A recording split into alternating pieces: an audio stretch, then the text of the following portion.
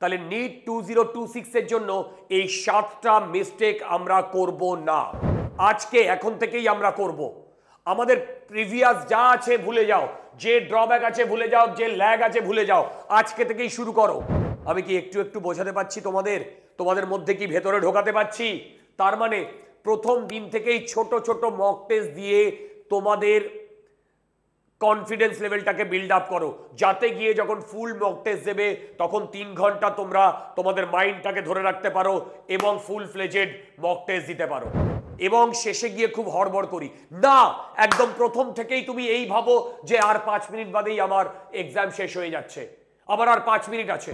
Hello students, আজকে আমি সেই 7টা মিস্টেকের কথা বলবো যে মিস্টেকের জন্য আমরা নিট ক্লিয়ার করতে পারি না। তাহলে নিট 2026 এর জন্য এই 7টা মিস্টেক আমরা করব না। কি কি? ফার্স্ট মিস্টেকটা দেখো, সেটা হচ্ছে অ্যাভয়েডিং বেসিক্স। আমরা যখন কোনো থিওরি পড়ি বা যখন কোনো প্রবলেম সলভ করতে যাই তখন ভাবি যে এই ফর্মুলাটা মুখস্থ করে নিয়ে গিয়েই যদি আমি অ্যাপ্লাই করতে পারি তাহলেই আমার গেম ওভার। কিন্তু ব্যাপারটা সেরকম নয়। আমরা এইটা করতে গিয়ে বেসিক্সটাকে আমরা অ্যাভয়েড করে যাচ্ছি। কিভাবে?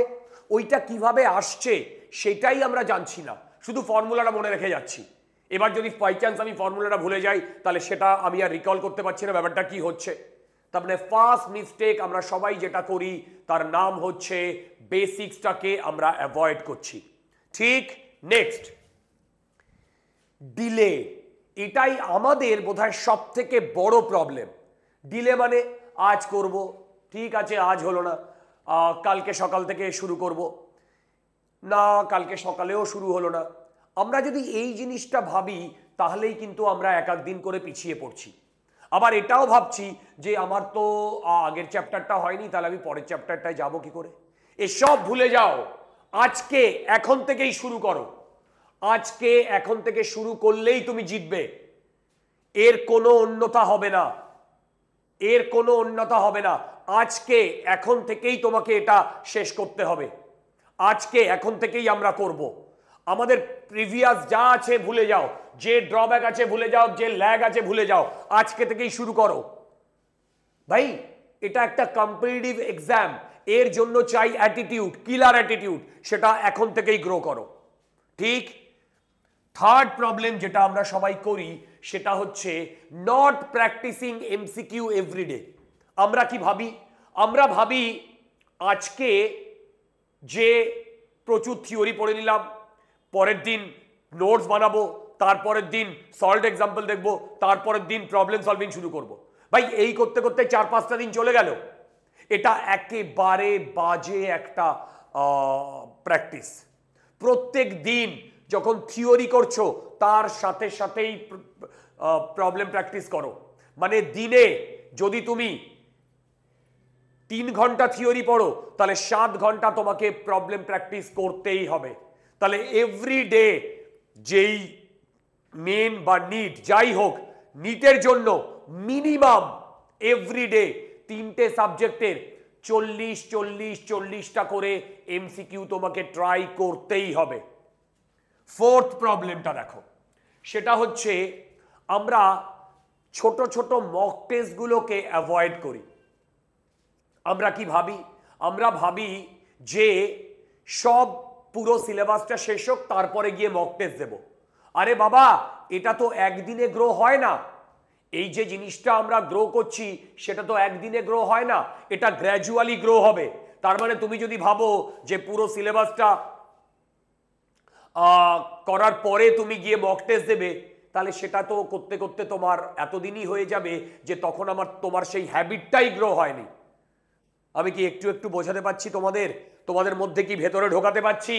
তার মানে প্রথম দিন থেকেই ছোট ছোট মক টেস্ট দিয়ে তোমাদের কনফিডেন্স লেভেলটাকে বিল্ড আপ করো, যাতে গিয়ে যখন ফুল মক টেস্ট দেবে তখন 3 ঘন্টা তোমরা তোমাদের মাইন্ডটাকে ধরে রাখতে পারো এবং ফুল ফ্লেজেড মক টেস্ট দিতে পারো। হ্যাঁ দেখো ফোর্থ পয়েন্টটা নট মেকিং নোটস প্রপারলি। আমরা একটা চ্যাপ্টার পড়ার পরে সেই চ্যাপ্টারের যে মেইন পয়েন্টসগুলো, স্পেশালি প্রবলেম সলভিং করার সময়ও যে ক্রিটিক্যাল কনসেপ্টগুলো, সেইগুলোকে 1 বা 2 লাইনের মধ্যে লেখো। তার মানে একটা চ্যাপ্টারের নোটস 2 থেকে 3 পাতার বেশি হবে না, কারণ এটা পরে রিভিশন করতে কাজে লাগবে। তো সেই কারণে নোটস প্রিপারেশনটাও খুব ইম্পর্টেন্ট। সেখানে এমনভাবে নোটসটাকে প্রিপেয়ার করো যাতে তুমি পরীক্ষার 2 দিন আগে থেকে ফুল নোটসটা পুরোটা কভার করে গেলে তোমার যত ডাউটস, যত প্রিভিয়াস প্রবলেম করেছো, সব কনসেপ্ট মাথার মধ্যে চলে আসে। So notes preparation is also a big deal. Poor time management during exam. সবার প্রথমে এক্সামে যে টাইম ম্যানেজমেন্টটা সেটা খুব প্রপারলি করতে হবে। 3 ঘন্টার মধ্যে বায়োলজি আর কেমিস্ট্রিতে কম্পারেটিভলি কম টাইম দিয়ে তোমাদেরকে ফিজিক্সের টাইমটাকে বেশি ডিভোট করতে হবে। এবং এটা করতে গিয়ে আমরা প্রথম দিকে খুব আস্তে আস্তে প্রবলেমগুলো সলভ করি এবং শেষে গিয়ে খুব হড়বড় করি না। একদম প্রথম থেকেই তুমি এই ভাবো যে আর 5 মিনিট বাদেই আমার এক্সাম শেষ হয়ে যাচ্ছে, আবার আর 5 মিনিট আছে। তার মানে এমনভাবে আমাদের প্র্যাকটিস করে নিজেদেরকে আপগ্রেড করতে হবে যাতে টাইম ম্যানেজমেন্টটা একদম প্রপার হয়। কি বললাম? টাইম ম্যানেজমেন্টটা একদম প্রপার হয়। সেই টাইম ম্যানেজমেন্টে ফিজিক্সে সব থেকে বেশি টাইম ডিভোট করো compare to chemistry and biology. Yes, neglecting revision, এটাও একটা কিন্তু বিশাল বড় প্রবলেম। কি প্রবলেম? দেখো, এই যে রিভিশনকে আমরা যদি নেগলেক্ট করি তাহলে আমরা জিনিসপত্রগুলো ভুলে যাই। সেই জন্য বেস্ট হচ্ছে আজকে আমি যেটা পড়লাম সেটা রাত্রে শোয়ার আগে অ্যাটলিস্ট 10 বা 20 মিনিটের জন্য 3টে সাবজেক্টের যা যা পড়েছি সেটা একবার রিভিশন দিয়ে গেলাম। পরের দিন সেই রিভিশনের মাত্রাটা আর একটু বাড়লো, কারণ তুমি 1 বা 2 পেজে যে নোটটা করে রেখেছো সেটা জাস্ট একবার চোখ বুলিয়ে যাও। যদি মনে হয় যে এই ফর্মুলাটা আর একবার কপিতে লিখি, শোয়ার আগে 5-10 মিনিট, অ্যাট ম্যাক্স 15 থেকে 20 মিনিট প্রত্যেক দিন এটা করতে থাকো। এবং যত দিন যাবে এই রিভিশনের কোয়ান্টিটিটা বাড়বে। তো লাস্টে গিয়ে প্রতিদিন শোয়ার আগে অ্যাটলিস্ট 2 থেকে 3 ঘন্টা শুধু প্রত্যেক দিনের মানে আগের রিভিশনগুলো দিয়ে ফর্মুলাগুলো একবার লিখে নাও, তাহলেই দেখবে পুরো জিনিসটা মাথায় চলে আসছে। লাস্ট সেটা হচ্ছে আমাদের যে কোনো একটা কনসেপ্ট বা যে কোনো একটা ম্যাটেরিয়ালের ওপরে কনসেন্ট্রেট করা উচিত। ঠিক, অনেকগুলো বই, অনেক মেটেরিয়াল, এই সবের মধ্যে যাওয়াই উচিত না।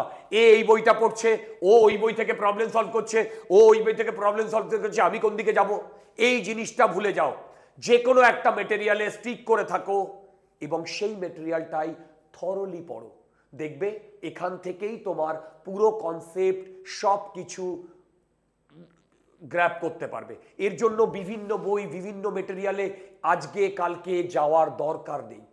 এই 7টা মিস্টেক যদি আমরা অ্যাভয়েড করতে পারি তাহলে আমাদের নিটে চান্স পাওয়ার প্রবাবিলিটি অনেক গুণ বেড়ে যাবে।